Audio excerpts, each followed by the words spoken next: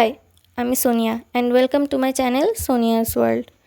তো আজকে না আমাদের একটা বিয়েবাড়িতে নিমন্ত্রণ ছিল।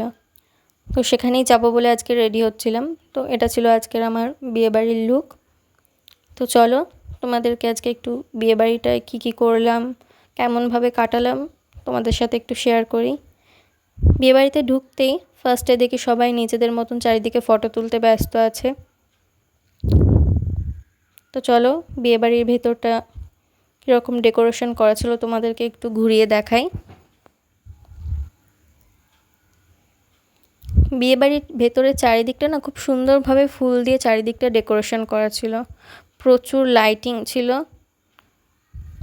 চারিদিকটা দেখতেও খুব সুন্দর ছিল, একটা অন্যরকম পরিবেশ ছিল। যদিও সেদিনকে ভীষণ গরম ছিল, এতটাই গরম মানে কোনোভাবেই আটকানো যাচ্ছিল না।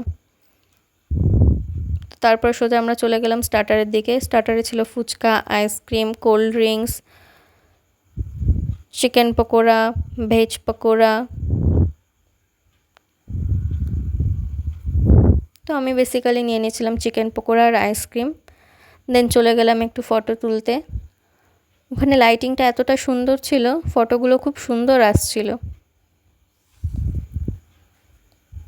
তারপর ফটো তোলা কমপ্লিট হয়ে গেলে সকলে মিলে বসে একটু গল্প করলাম, একটু আড্ডা দিলাম।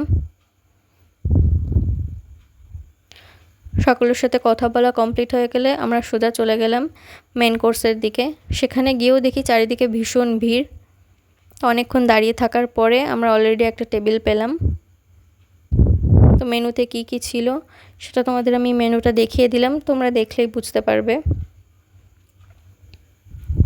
মেনুতে ফিশ বাটার ফ্রাই, মাটন কষা, রাইস, আরও অনেক কিছু ছিল।